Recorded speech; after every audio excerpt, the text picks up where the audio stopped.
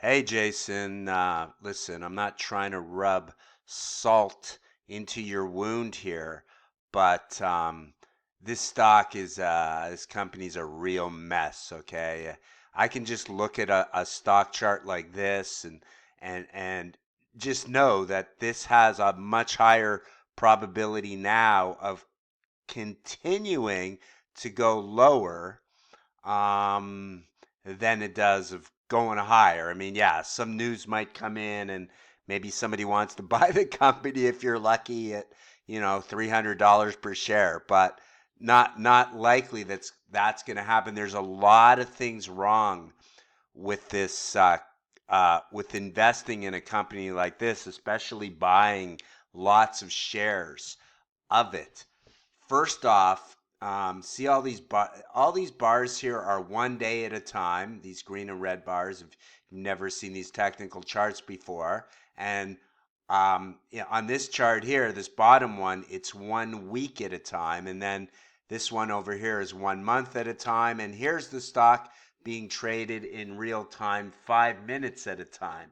However, I normally start an analysis on a stock at the daily chart. I look to see if a company is downtrending and I should wait to buy it, or, in the case of these are all the different stocks I trade and look at every week. In the case of Apple, I could tell, like, this was the trade I was telling you about, and I put this on my channel where I could tell it went up on earnings to 288 and then came back down to this level here, 279, where I bought it. I could tell where it was going to bounce from, and I can clearly see it's in an uptrend. But something like um, Two Cows is clearly in a downtrend, even on these larger time frame charts.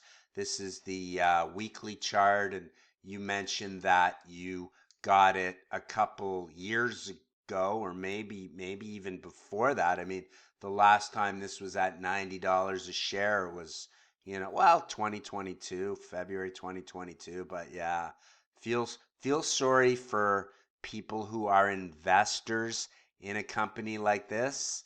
Um,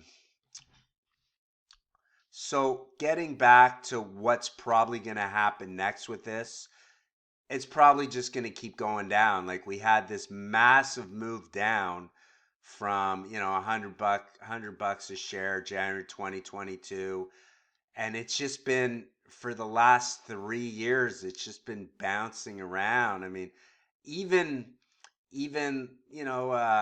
beginning of January this year, it might have looked like it was gonna start trending up when, this $30 level got broken, and it traded up to $35 a share. But, almost immediately, like 2 weeks later, it just turned around and kept going down again. And problem is with a stock like this is that any chance it has to move up, and on whatever news maybe is driving it to move up, there's all these people up here who invested at much higher prices, and they're just taking that opportunity to sell and get out at maybe a less of a loss, and that just causes the downward pressure again. And that's why these things are just they keep going down. Like, something like this is probably, I would say, off a weekly chart, if this trades down to $17.50,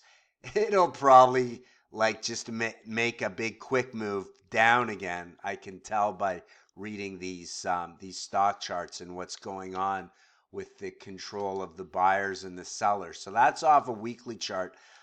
Another problem with this stock is that it's very thinly traded. So, look at the numbers over here. This is how many shares it's trading a day, like 6,000 shares. Here's a day it only traded 650 shares. I don't know how many shares you have of it, but it's very difficult to get in and out of these stocks without causing the price yourself to move up or down violently. Normally, myself, I wouldn't trade anything or invest in anything that doesn't trade at least 500,000 shares a day. And yeah, so what else to tell you here?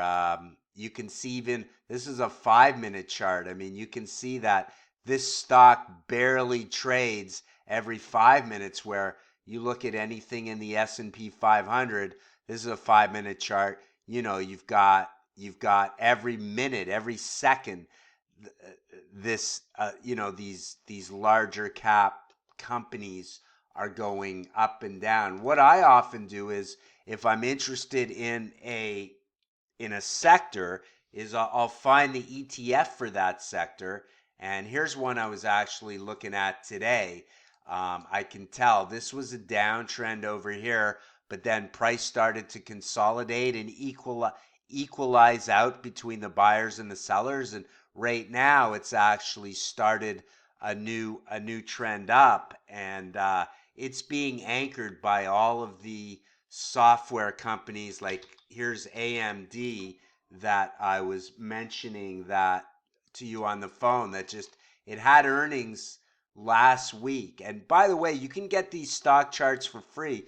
You can get an account at this company, TradingView, and have all this information for free. I know you're not doing any investing, but at the moment, but if it comes a time that you do want to do some of it, you can at least have an idea of what's going on with the buyers and sellers.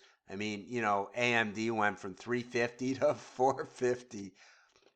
One of my friends at the club was telling me that she was reinvesting some of her TFSA, and she got into this just before this $100 move up, which is good for her. So there's so many stocks moving up and down all day long that um, you know